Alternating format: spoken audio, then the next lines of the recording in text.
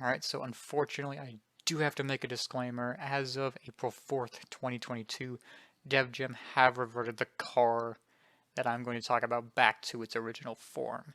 So rest in peace, you perfect, glorious bastard of a car. So, you just joined Midnight Racing Tokyo. You aren't sure which car is the best, so you ask people in the server. And for answers, you either got somebody saying to buy the Super because it's got 1,000 horsepower, something along those lines, or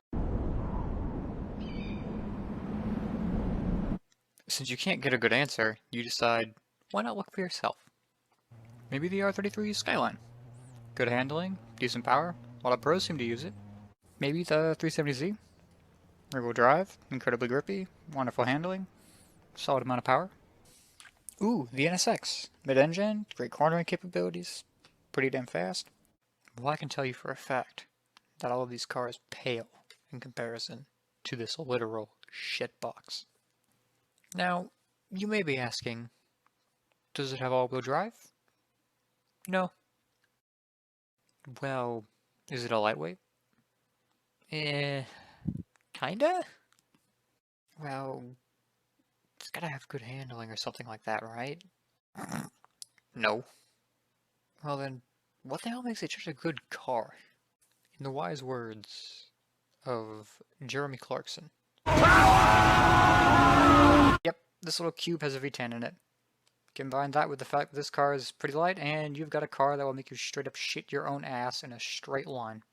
This Chad of a vehicle doesn't need any fancy suspension system or aero or any of that stuff to make it handle well. Nah, it doesn't need any of that. That's all bullshit that people say you need.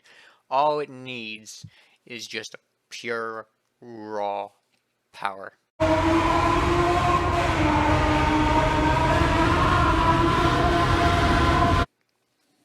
You see that? Yeah, that's this entire car's entire gimmick. All it needs is a straight line or something just very vaguely straight line-ish, and you'll win against anything. Right, so when you're driving this thing, what you have to remember is that the only advantage, and I genuinely do mean the only advantage you have over everybody else, is your speed and your power. That is literally it. The car doesn't turn. The car doesn't have that great of brakes. The suspension is way too fucky. The only chance that you have of winning a race against anybody else is the fact that you can get up to 200 miles an hour, I should say, 200 miles an hour in no time. That's pretty much the only advantage you have, is your power. Now, of course, you could always just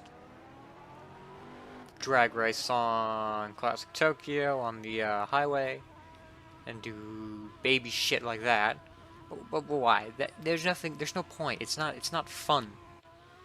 There's no like actual nothing to learn from doing that. You don't learn how to drive something a little bit more difficult. So just whip it around C1 and yeah, I can talk about how to drive this thing if I want to. I've had a little bit of experience with it, and I've had a little experience driving cars like it, but the only way for people to actually learn is to just practice. So yeah, grab a cube for like $2 and then go out on the highway and start driving it. Right, so if you manage to sit through this video in its entirety, thank you genuinely from the bottom of my heart. This was a project that I kind of just decided on a whim I was going to work on, and I put a ton of effort into trying to make it entertaining and funny, which I think I did okay on. I'm not entirely sure. This is pretty much my first time ever like trying to do a project like this with all the editing and stuff, so it was a learning experience for me to try and use an editor and try and throw things together and you can kind of tell near the end of the video, unfortunately, that I kind of just wanted it to be over with and just wanted to just finish up the video because I didn't want to be here editing like a ton of different images and MS Paint and Windows, the Windows Video Editor, and doing all these voice recordings. I was just done. I didn't want to keep doing it, so I kind of just, I kind of gave up near the end of it.